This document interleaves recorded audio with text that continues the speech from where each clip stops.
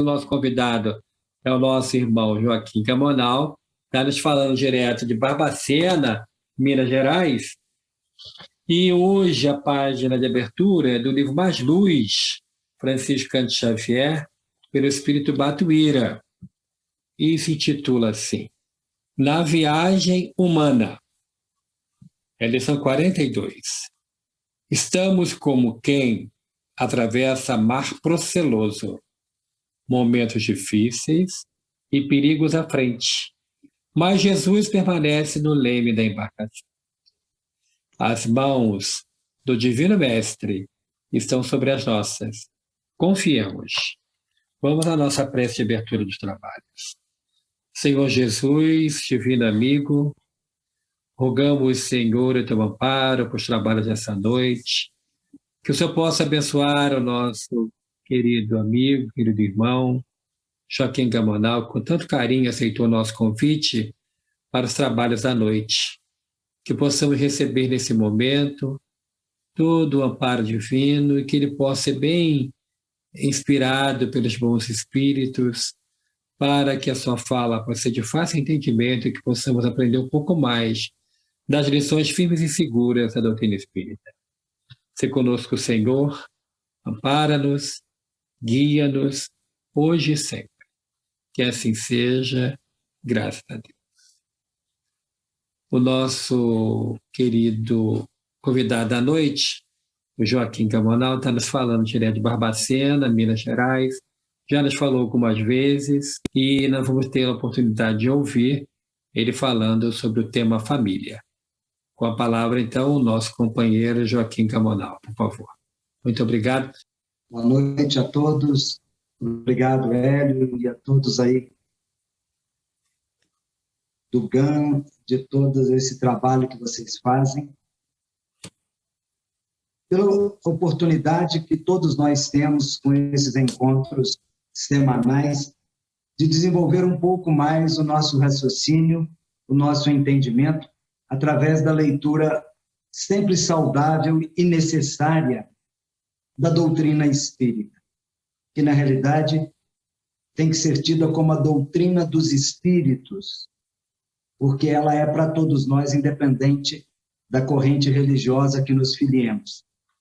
E nós que estamos nesta encarnação, ou atualmente, na doutrina espírita, temos aprendido muito com Kardec e com todos aqueles que, depois dele, nos trouxeram a palavra dos espíritos, espíritos superiores, mais evoluídos, que juntos nos mostram verdadeiramente a vida, a verdadeira vida. A nossa temática de hoje, a família na construção de um mundo melhor, tem por objetivo traçar, neste breve tempo, uma ideia sobre a importância da família na construção de um novo mundo, que nós, no Espiritismo, aprendemos que será um mundo chamado de regeneração. Mundos primitivos, no qual começamos, mundos de provas e expiações, no qual estamos, mundo de regeneração, no qual almejamos ir, e a Terra está indo, está destinada a abrigar um mundo melhor, mundos felizes ou ditosos, e depois mundos celestes, onde Jesus e tantos outros espíritos memoráveis, de pureza inigualável, estão.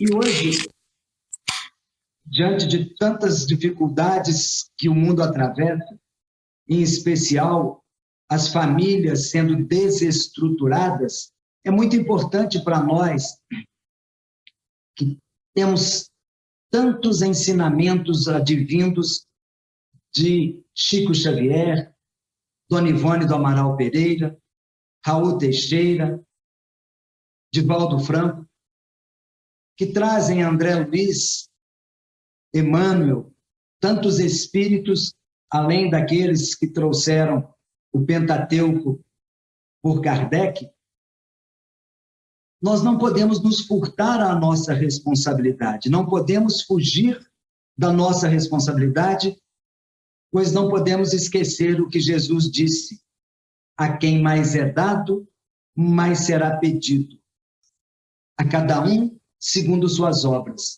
Então, nós estamos num momento em que as famílias são chamadas a criar este suporte para esta transição planetária. E por que nós? Por que nós, espíritos encarnados, no nosso caso, neste mundo espiritual, nesse mundo carnal, nessa existência corporal aqui neste planeta chamado Terra? Eu me reporto ao livro Boa Nova, onde no capítulo 3, intitulado Primeiras Manifestações, Primeiras Pregações, Humberto de Campos nos trouxe uma passagem em que Jesus, vindo para Jerusalém, descansa próximo a um templo, quando é abordado por uns sacerdotes, dentre eles Hanã, que viria a ser um dos seus julgadores inclementes, tempos depois. E diz Hanã: que fazes tu por aqui, Galileu? Jesus, respeitoso como sempre, dando-nos um exemplo do que devemos fazer sempre, Jesus levanta-se e diz: passo por aqui para implantar o reino de Deus. O sacerdote olha para ele e diz: reino de Deus? O que pensas tu venha a ser isso? E Jesus tranquilamente diz: o reino de Deus é a obra divina no coração dos homens. O sacerdote, um pouco já assustado com aquilo, com aquela tranquilidade e com aquela fluência de Jesus, diz: obra divina em tuas mãos? Como pretendes levar adiante tamanha empreitada? Jesus então olha para ele, calmamente e diz: os meus colaboradores são todos os meus irmãos que estão na terra. O sacerdote então dá uma gargalhada irônica, meio perdido, e diz: se pretendes levar adiante obra com estes seus colaboradores, já vistes estátua formosa construída com fragmentos de lama? Pois esses seus colaboradores, os tolos e ignorantes, somente lama poderão lhe fornecer. E aí Jesus, para colocar um ponto naquela questão, diz: sacerdote, não existe mármore mais formoso do que um coração voltado para a prática do bem. E não existe melhor ferramenta do que os braços da boa vontade. A história continua, merece ser lida, não só este capítulo 3º, mas os 30 capítulos que trazem desde a manjedoura até a crucificação, e nos mostra de uma forma folclorizada o que o povo daquela época, nós daquela época, pensávamos e vivíamos com Jesus. E vale pensar que Jesus nos chamou de colaboradores. Colaboradores. Colaborar. Laborar é trabalhar. Coecom. Trabalhar com Jesus para a implantação na terra do reino de nosso Pai Celestial. É isso que Jesus nos chama, nos conclama, nos oferece de oportunidade. E mostra para nós que Ele nos espera para implantar esse reino de Deus aqui na terra. O planejamento é maravilhoso, de Deus até nós próprios, quando temos a oportunidade de nós, espíritos medianos que aqui estamos, espíritos imperfeitos que aqui estamos encarnados na Terra, e somos muito, 8 bilhões encarnados e 20 e tantos outros bilhões neste entorno, gravitando ao redor da Terra, entre o mundo espiritual e a Terra, encarnando e desencarnando diversas vezes. Nós temos essa oportunidade de, criados simples e sem conhecimentos, sermos colocados em marcha nas existências carnais para irmos desenvolvendo o nosso potencial, os nossos méritos, e com isso, irmos evoluindo. Aliás, a pergunta 132 do Livro dos Espíritos nos traz esta fala de que estamos reencarnando, estamos encarnados e reencarnando com o fim de evolução, fazendo a nossa parte na obra de Deus. Aqui nós temos que, fazendo a nossa parte como colaboradores de Jesus para implantar na Terra o reino de Deus, nós estamos fazendo aquilo que Jesus espera de nós e com isso evoluindo.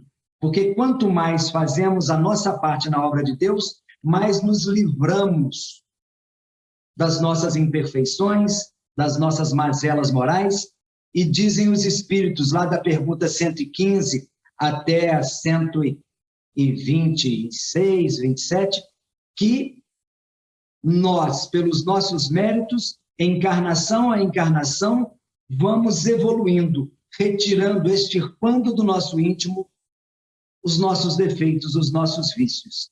E diz lá no final que todos nós seremos um dia espíritos puros, como Jesus já é há tanto tempo.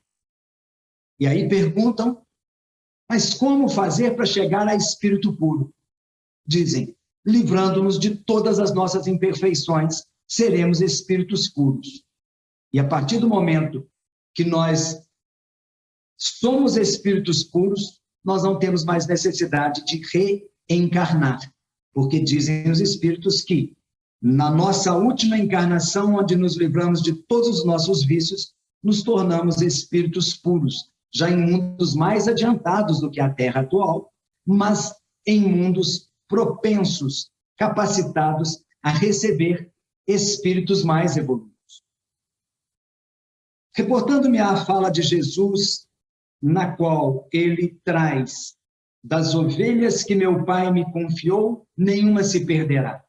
E ele não diz dos espíritas, ele diz dos espíritos, sejam aqueles católicos, nossos irmãos evangélicos, umbandistas, candomblecistas, aqueles irmãos orientais que têm outras crenças. Diz Jesus que todos nós, as ovelhas que Jesus lhe confiou, ele que é o nosso governador espiritual do sistema solar e, portanto, da Terra, ele diz que nenhum de nós se perderá, ou seja, nenhum de nós ficará pelo caminho, porque todos os espíritos, mais cedo ou mais tarde, serão espíritos puros. E já aí, neste ponto, aptos a estarem, como Jesus, a governando um dos bilhões de mundos habitados que temos no universo. E como é que nós fazemos isso? Como é que nós chegamos à Terra num corpo físico ou em outros mundos habitados que não a Terra? Nós chegamos, normalmente, através de uma família, de uma mãe, de um pai. Chegamos em famílias através das quais nós temos as oportunidades de irmos corrigindo os erros passados, aparando as arestas, e é por isso que, chegando numa família, temos a companhia, além dos pais, a companhia dos irmãos, a companhia dos tios, dos primos, e assim vai crescendo cada um de nós até constituirmos uma ramificação dessa família originária, casando-nos e trazendo outros espíritos. Quando Jesus nos chama a ser seus colaboradores, ele nos dá condições, trabalho para isso, para que sejamos também aqueles que, das ovelhas que Deus e que Jesus nos confia, também nenhuma se perca. Assim, nossos filhos, nossos irmãos, mesmo nossos pais e todos aqueles que gravitam sob a questão da parentela consanguínea ou para a parentela de afinidade, todos nós temos como ajudar ao outro e todos os outros têm como nos ajudar. Seja porque devemos a eles, seja porque eles nos devem, seja porque, em geral, já tivemos contatos em vidas passadas, mas nem sempre, pode ser até que seja a primeira vez que um determinado membro da família se reúne a esse grupo mais restrito. A questão é que reúnem-se no mesmo grupo familiar afetos e desafetos. Alguns são luzes a iluminar a nossa caminhada, outros são dificuldades, são problemas que nos possibilitando de demonstrar que estamos aprendendo com Jesus e colocando em prática.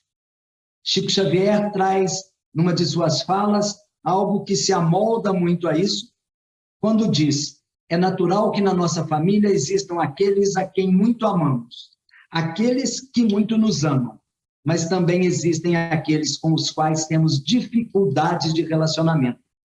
Esses últimos são, talvez, os mais importantes na nossa escalada evolutiva, pois eles nos possibilitam demonstrar que estamos aprendendo com o amor que Jesus nos trouxe a sermos tolerantes, pacientes, indulgentes, perdoando. Diz Chico ao final: são estes os verdadeiros fiscais de Deus para atestar a nossa evolução. Então veja que na família nós temos essas oportunidades. Família como um palco divino para a nossa evolução. Família que nos possibilita, ao irmos tirando as diferenças, perdoando e sendo perdoados, tolerando e sendo tolerados, nós temos a oportunidade de irmos nos livrando do egoísmo e de todas as mazelas que dele advêm. O orgulho, a impaciência, a intolerância, tudo isso advém do orgulho, tudo isso advém do egoísmo. Aliás, na pergunta 913 do Livro dos Espíritos, já nos dizem nossos irmãos mais evoluídos que o egoísmo é a maior chaga, a maior dificuldade que todos nós temos na humanidade. Através do egoísmo, nós desenvolvemos todas as ramificações maléficas, viciosas, que atravancam, que dificultam a nossa evolução. E na família, a mudança que se opera em nós, e isso nós sabemos porque, em geral, o filho do outro nós crucificamos, mas o nosso filho, os nossos parentes, muitas das vezes nós defendemos. Nós vamos vendo que somos uma grande família, uma família espiritual advinda da grande família universal, todos filhos de Deus, e que nesse grupo consanguíneo ou por afinidade, nós estamos progredindo, pois aprendemos o perdão, aprendemos a indulgência, aprendemos a benevolência. Naturalmente, não é isso que precisamos tão somente. Nós precisamos praticar o amor de Jesus em toda a sua inteireza. E esse amor vem da lei de justiça, de amor e de caridade, que uma vez bem praticada nos faz sermos verdadeiramente homens de bem. Homens de bem, esse é a que Jesus se referiu com Hanan, quando disse: não existe mármore mais formoso do que um coração voltado para a prática do bem. E esse bem é a lei de justiça, de amor e de caridade, que na prática advém desse amor que tudo congrega. Até porque a caridade, nós aprendemos, nada mais é do que o amor de Jesus em ação. E lá na pergunta 886 do Livro dos Espíritos, dizem-nos os imortais, irmãos mais evoluídos, através de Kardec, que caridade é a benevolência para com todos, a indulgência para com as imperfeições alheias e o perdão para com as ofensas. Aliás, Jesus, muito mais do que falar, Jesus fazia.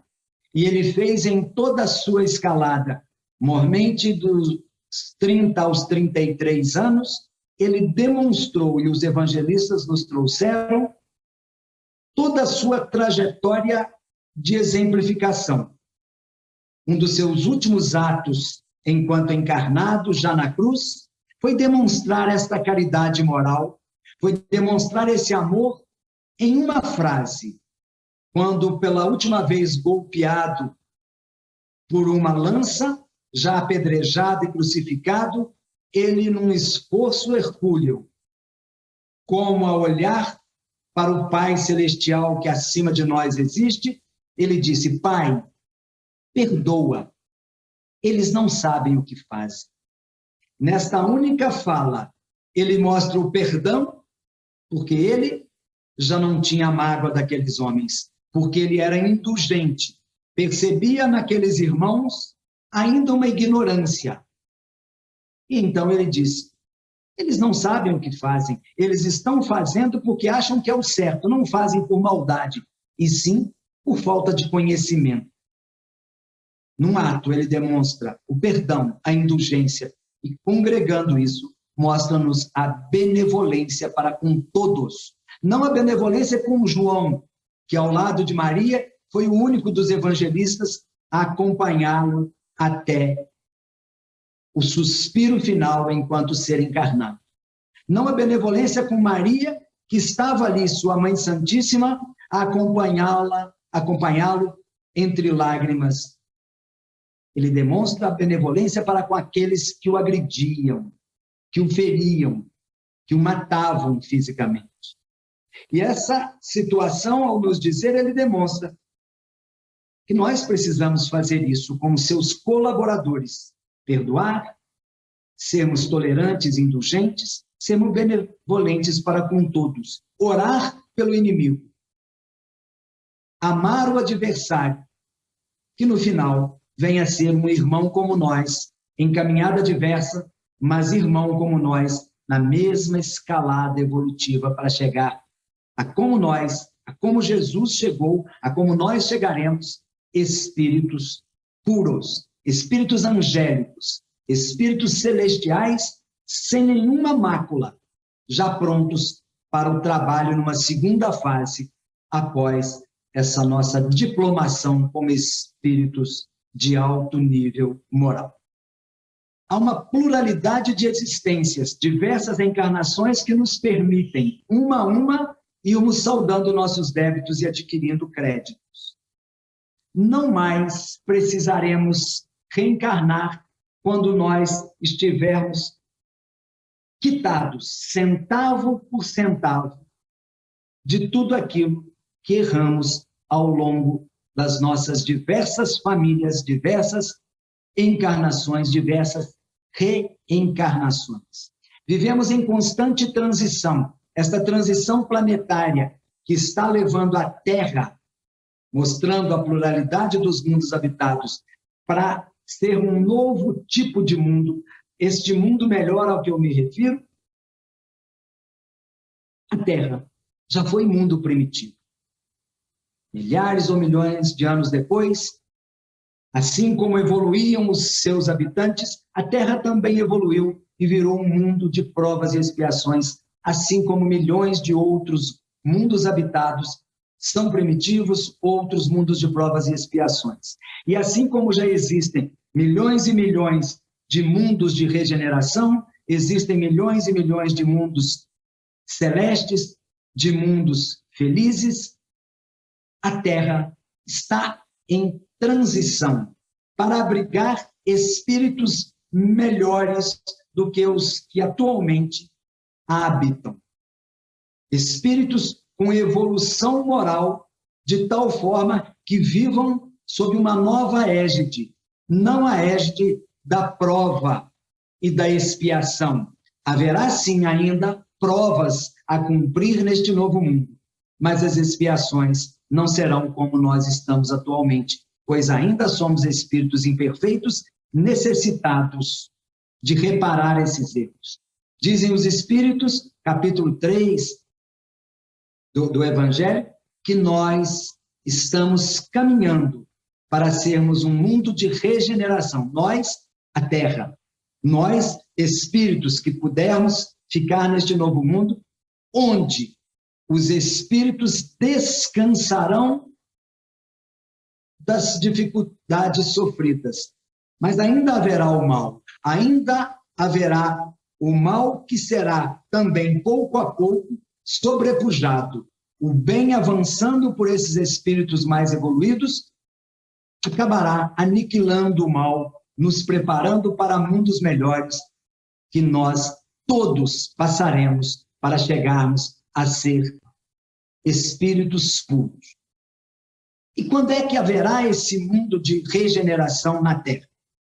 Nós não sabemos, e dizer de datas é algo prematuro, mas temos que entender que a cada dia nós evoluímos, a cada encarnação nós melhoramos, e temos essas oportunidades de irmos criando um mundo novo enquanto aqui ainda estamos.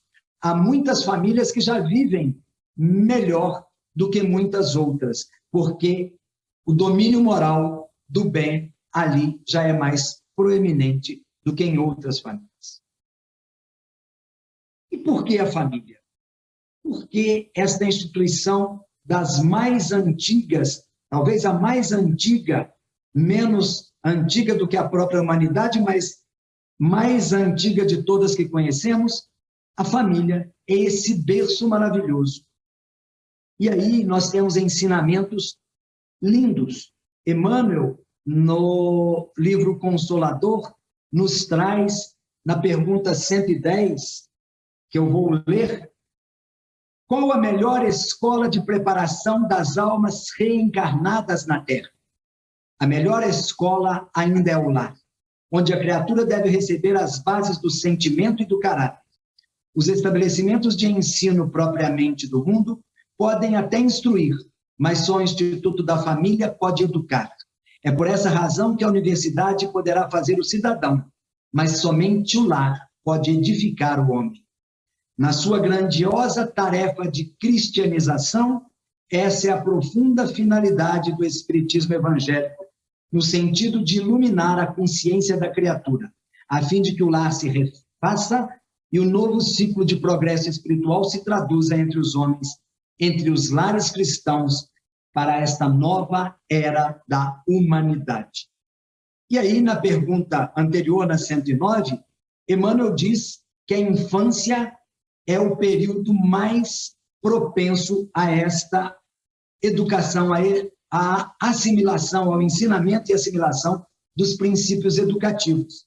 E diz Emmanuel, em resumo, e aí eu não vou ler, porque é mais extenso, mas merece ser lido, aliás, obras espíritas maravilhosas, completas e sérias, temos aos montes. Acredito eu, falando eu por mim, que o Espiritismo talvez seja a religião que mais tem obras para serem lidas, e obras práticas, nada de teoria, porque tudo de Jesus era falado ao Espírito e praticando. Então, diz Emmanuel que até os 7 anos, nós, espíritos reencarnados, vamos aos poucos completando esta reencarnação. Não é com a concepção que se reencarna por completo, não é no nascimento na terra, na carne, que se completa, e sim, segundo Emmanuel, até os 7, 8 anos de idade, esta reencarnação é feita, completada, iniciada na concepção, aos 7 anos, 8 anos, o espírito, então, está plenamente reencarnado. Diz ele que, nesse período, o espírito está mais ligado ao mundo espiritual do que ao mundo físico, e, por isso, fica mais propenso a assimilar os ensinamentos do mundo espiritual, mas que junta isso com o que os pais, na prática, e aí eu ampliaria, os pais, os irmãos, os tios, os avós, vão colocando. É imaginar nós que como se fosse uma grande caixa, o corpo físico abrigando o espírito, e que ali ia se colocando tudo aquilo que os pais ensinam, bons valores e, infelizmente, maus valores. Diz Emmanuel que, nesse período, o espírito é como se recebesse um escudo protetor que impedisse o espírito de se recobrar com tranquilidade, com clareza, aquilo que ele está trazendo, os seus valores morais, para o bem e para o mal, porque todos nós, ao desencarnarmos, levamos aquilo que somos. Todos nós, ao reencarnarmos, trazemos tudo aquilo que somos. Mas até os 7 anos o espírito fica com isso como que na prateleira, sem uso, sem saber que tem. E aí os pais podem pôr bons valores. Dos 7, 8 aos 12, o espírito começa já plenamente encarnado no corpo físico, e o espírito começa a se recobrar daquilo que ele trouxe, ou seja, se ele tinha bons ou maus valores, ele começa instintivamente, sem se recordar, mas sentindo no seu íntimo. E aí é por isso que se o pai ensina que não pode mexer nas coisas dos outros, se o espírito, aos 8, 9, lembra-se, era um espírito que costumava praticar atos indevidos, ele lembra, opa, eu estou querendo fazer isso, mas a minha mãe me ensinou que eu não posso. Eu quero bater no colega, mas meu pai disse que eu não devo. Ou quero bater no colega, e meu pai disse que se apanhar na rua, apanha em casa, então eu vou bater na rua. Junta o meu estilo belicoso de vidas passadas com o que o meu pai me insufla, eu passo a ser uma criança pré-adolescente, rebelde e às vezes violenta. Então, diz Emmanuel que do 8 aos 12, esta situação vai tomando corpo e juntando o que papai, mamãe, avós, tios, irmãos ensinaram até os 7, 8, com aquilo que o espírito trouxe, dos 12 aos 18, na fase da adolescência, há uma escolha. E é por isso que nós vemos a adolescência como aquele período em que, muitas das vezes, o filho, até então dócil, costuma se rebelar. O filho, até então obediente, costuma já não mais querer seguir os ensinamentos paternos, a colocar as manguinhas de fora. É porque ele, juntando o que recebeu, dos pais até os 7, juntando o que ele trouxe como espírito de outras encarnações, ele escolhe. E diz Emmanuel que essa é a fase, até os 7, dos 8 aos 12, dos 12 aos 17, em que o espírito aprende, pode mudar, e que dos 18 em diante, ele vai escolher definitivamente, e só mudará através das dificuldades, das pancadas que a vida nos dá a todos nós, em todos os momentos. Mesmo eu, aos 60, ainda levo de vez em quando umas pancadas, porque vida sempre de evolução, e a evolução se faz através das provas e das expiações, no nosso caso, encarnados na Terra. E aí é que a família traz essa importância. Até os 3 anos de idade, dizem os estudiosos, que a criança aprende mais do que todo o resto da vida. E olha que até os 3 anos nós julgamos que os filhos nada sabem, mas é aí o espírito, ele sente aquela vibração, aquela sintonia espiritual daquilo que os pais pensam, daquilo que os pais falam, daquilo que os pais sentem e que os pais ensinam na prática. Muito importante essa fase da infância, em que nós temos que dar elementos, princípios aos nossos espíritos, filhos, nossos filhos, para que eles, então, passem uma encarnação proveitosa aqui na Terra. Na obra de Dona Ivone do Amaral Pereira, no livro Sublimação, no conto Nina, há uma passagem muito interessante que mostra não só a preocupação dos pais, e muitas das vezes os erros nossos de pais e de avós, mas principalmente mostra-nos o que o espírito dos nossos filhos, né, os espíritos nossos filhos, precisam e pensam, ainda que não digam.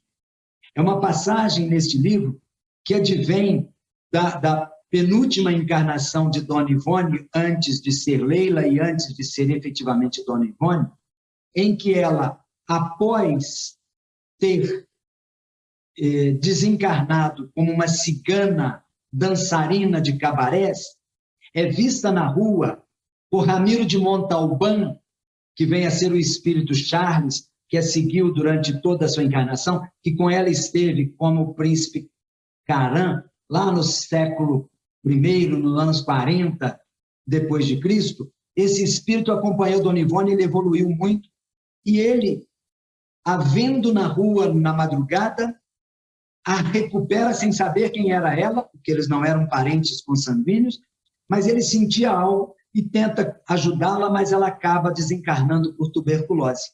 E ela, então, em 1860, veja que o Espiritismo tinha 3 anos de lançado por Kardec, a primeira obra, ela, então, numa sessão mediúnica, numa reunião mediúnica, lá em 1860, aparece evocada por Ramiro, que era um nobre de alta pureza espiritual, e ele, então, preocupado onde estaria aquela menina, ele conversa com ela e ela diz, pede a ele que aceite-a como filha ainda naquela encarnação dele, ela que desencarnara aos 16, 18, 20 anos de idade e queria voltar. E ela, então, traça com ele um breve diálogo que eu vou ler para ser bem fiel ao que ela diz. Peço que me aceite como filha. Será oportunidade nova que a lei de Deus me concederá para progredir, um prêmio, pois se eu for obediente à direção moral que você, como meu pai, me derdes, terei dado grande passo para a minha redenção espiritual. Eles disseram que vós deveis usar de rigor e energia na minha educação, pois trago comigo inclinações bastardas de outros tempos, as quais terão que ser corrigidas. Pai, preciso de disciplina severa, a par do amor e da educação evangélica, para, mais uma vez, não sucumbir ao erro. E ele, então, Ramiro, pai zeloso, bondoso, espírito iluminado, ainda cai naquilo que muitas vezes caímos. Ó filha, como ser severa contigo? Se és uma sofredora, eu desejo é compensar-te do seu passado doloroso que acabas de viver. E ela então diz, não, pai, recebereis inspiração para esse serviço, que não será fácil. E realmente criar nossos filhos não é fácil. Os pais não devem ser demasiadamente complacentes com os desejos arbitrários de seus filhos. Ao demais, pai, eu vos amo muito.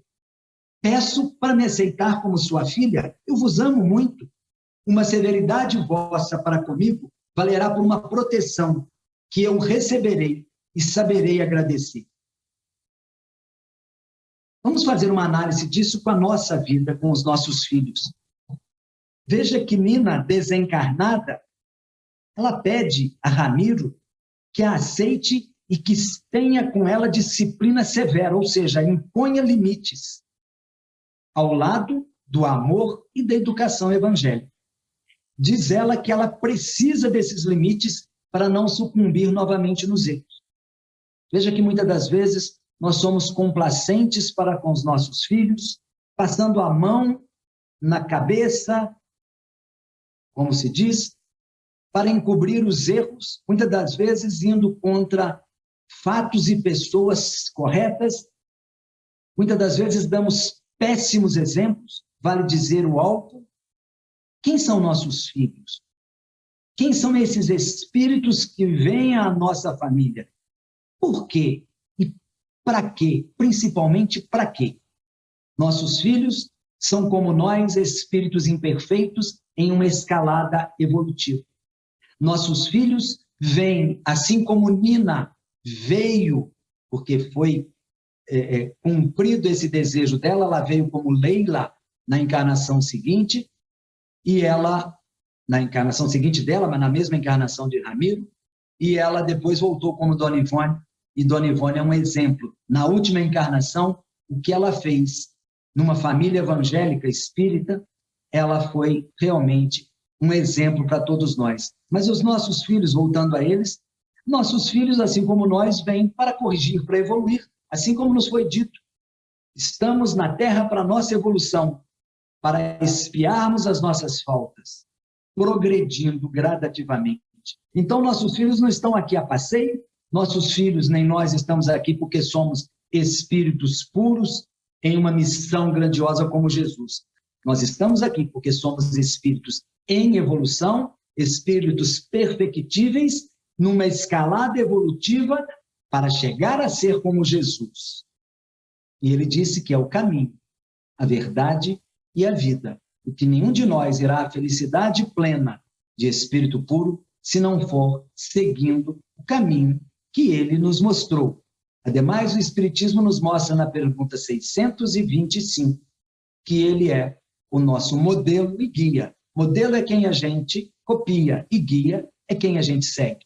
Então, nossos filhos vêm à Terra com os seus desejos arbitrários, como diz Nina. É porque eles são espíritos dados a algum tipo de falha.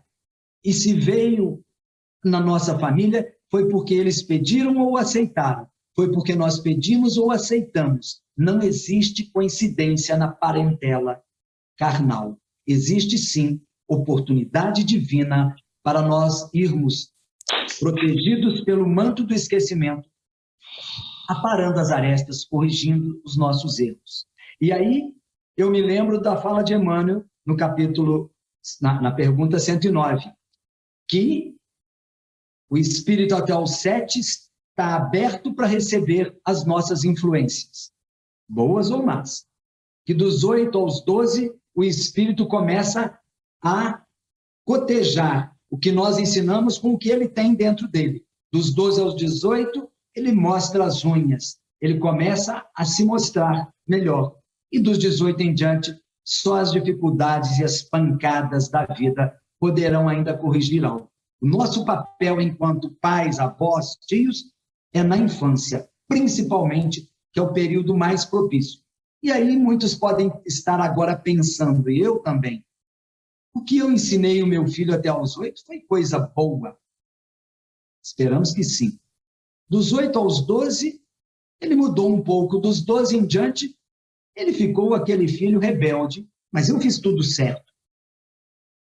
E ele não deu certo. Deu certo, sim. Porque se não fossem os ensinamentos até os 7, 8 anos, ele talvez fosse um criminoso aos 12, 13.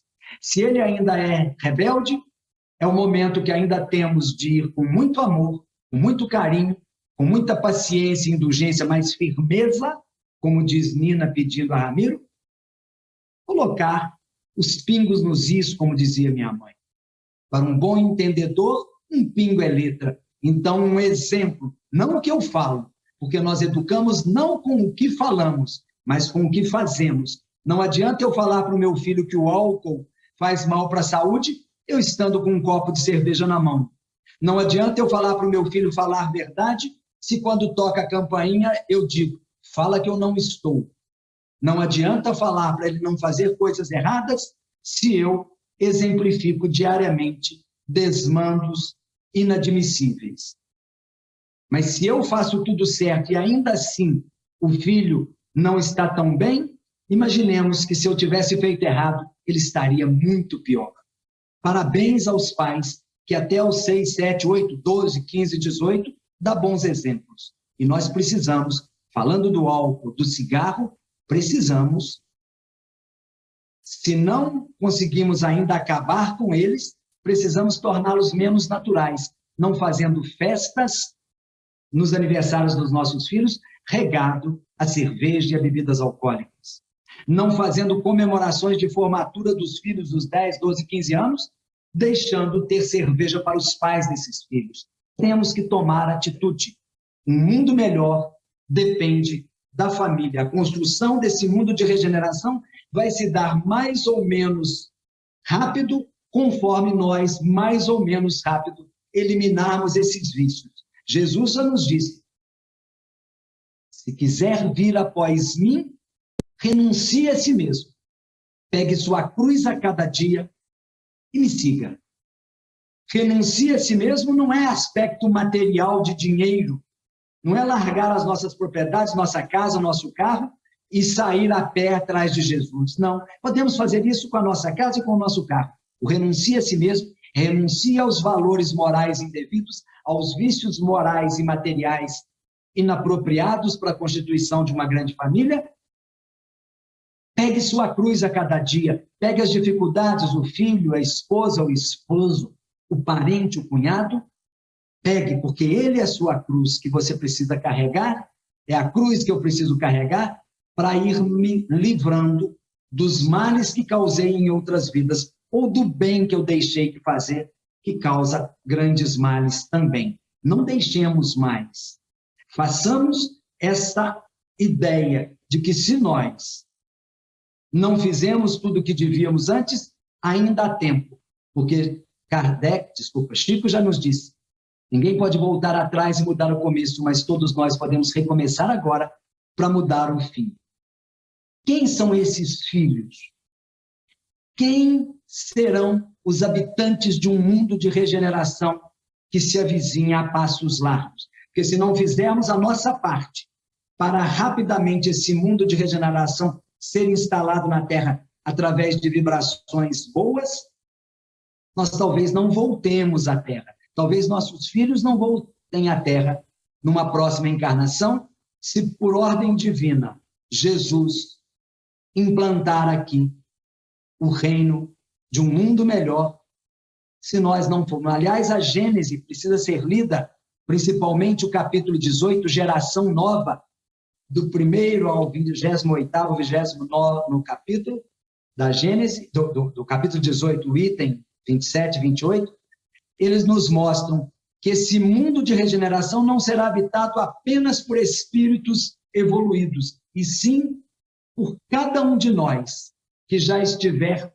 predisposto aqui na Terra a secundar esse movimento para o bem, colocando para fora a nossa bondade. Diz Kardec que os maus são ousados e os bons são tímidos. Eu diria que os maus são ousados e os bons são acomodados. Nós não teremos uma nova geração completa. Essa geração nova será mesclada de espíritos mais evoluídos que já estão aí, com muitos de nós que praticarmos o bem, que tirarmos de nós um pouco do egoísmo, porque não conseguimos tirar ainda numa só encarnação todos os nossos vícios, mas dizem os espíritos que todos aqueles que gravitam em torno da Terra, esses 20 e tantos bilhões de espíritos encarnados na Terra, entre idas e vindas, somos candidatos seríssimos a estarmos nesse mundo de regeneração dentro de décadas ou séculos, quando a Terra já estiver livre de tantos vícios e de tantos espíritos como nós, que ainda estamos com o mal. Talvez não na prática, mas ainda no pensamento, no coração. Não fazemos mal, mas desejamos mal. Essa vibração é que vai fazer com que sejamos ou não escolhidos para habitar outros mundos de provas e expiações em outros planetas, ou estarmos na Terra, onde estarão a maioria dos nossos parentes da família espiritual, da família universal. É assim que temos que resolver. Quem são os nossos filhos? Para que eles estão conosco? Não pergunte por que o filho problema. Pergunte para que o parente problema. O porquê nos faz vítimas e remonta ao passado. O para que nos faz espíritos protagonistas para o futuro. Para que Deus permitiu que eu viesse nessa família com esses parentes? Para perdoá-los, para sermos perdoados, para ajudá-los, para sermos ajudados. O para quê, para mim, se coloca melhor nessa pergunta do que o porquê. O porquê, normalmente, eu me acho injustiçado. O para quê, eu me coloco numa posição de colaborador de Jesus. Quem são esses filhos? Quem são os parentes ou até aqueles companheiros de trabalho que nos atormentam? Não sei. Talvez dentre eles esteja um filho querido, um parente querido do passado, que volta sob outras vestes, com problemas antigos, a me dar a oportunidade de abraçá-lo e fazê-lo feliz numa escalada evolutiva, para no futuro nós termos juntos esta alegria imensa, esta felicidade de efetivamente sermos os colaboradores de Jesus. E eu termino, já com o meu tempo findo, com o capítulo 30 com o qual eu comecei o Boa Nova, com o capítulo 3, eu termino com o capítulo 30, lá no finalzinho, dito Maria, a Mãe Santíssima. Maria seguiu todo o cortejo do filho rumo ao Gólgota, tendo ao seu lado, ao final, João. E Jesus, ao olhar para os dois, ouvindo Maria dizer, meu filho, por quê? Ela olha para os dois e diz, mãe, aí está seu filho, apontando João. E diz João, João, aí está sua mãe. Tempos depois da sua desencarnação, João volta até aquela localidade e leva Maria, lembrando-se do que Jesus dizia, para Éfeso. Lá ele consegue um empréstimo de uma casa no alto de uma montanha, onde todos os dias ele vai para pregar o evangelho para aquelas redondezas, e Maria ficava a ouvir, principalmente falar, mas ouvir os reclamos daqueles irmãos que a tratavam de Mãe Santíssima.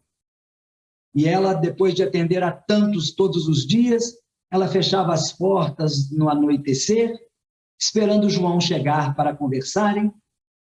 Filho e mãe, mãe e filho, todos nós filhos do mesmo Pai, como disse Jesus. Numa tarde, após cansada já de idade, atender o último dos anciãos que a procuraram, ela vê subir mais um mendigo. E já com a casa fechada, como Mãe Santíssima, ela resolve abrir a porta. Abriu, porque tinha um coração voltado para o bem e não podia deixar do lado de fora mais um daqueles que buscavam um olhar materno, um abraço amigo, uma palavra de consolo. Mas ao abrir a porta, ela sente algo diferente e vê naquele homem alguém que não era como aqueles outros. E ele começa a lhe falar e ela sente uma paz. De repente, ela olha para as mãos e vê 2 marcas. Instintivamente, olha para o pé e vê também 2 chagas. Ela não se contém, e mesmo que a aparência física daquele mendigo não fosse a do seu filho Jesus, ela se ajoelha e diz, meu filho, é você? Ele não a deixa tocar os joelhos no chão, a levanta e diz, mãe, sou eu. Vim amando de meu pai, para que seja no céu a rainha de todos os anjos. Ela desfalece ali. Dias depois, desencarna. E Maria foi, para ser hoje, essa maravilha que nós temos, principalmente lá na Legião dos Servos de Maria, atendendo aos suicidas e com tantos outros trabalhos. Maria mostrou para nós ali, naquele ato, que nós devemos abrir as portas para tantos quantos nos procurem, porque num desses que hoje às vezes nos afastamos, maltratamos ou maldizemos, pode estar um filho amado de outras eras, a nos abraçar, a nos ajudar. Que Jesus nos abençoe, que Deus sempre esteja conosco no nosso pensamento, no nosso sentimento e nas nossas ações, e que todos nós possamos aproveitar estas oportunidades maravilhosas que as reencarnações nos propiciam. Família, o lugar certo para construir um mundo melhor. Obrigada, amigo Gamonal. Fico feliz em falar com você novamente. Agradecemos por dividir conosco seus conhecimentos para que possamos cuidar melhor também de nossas famílias, de nossos filhos, prosseguirmos nos elevando. Nesse momento, nós faremos a visualização terapêutica e a irradiação.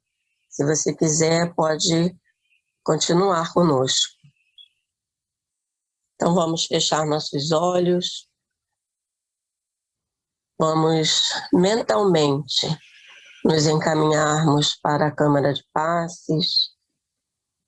O querido benfeitor Dr. Bezerra de Menezes se encontra à porta e nos recebe com o seu abraço, com o seu calor, com o seu carinho,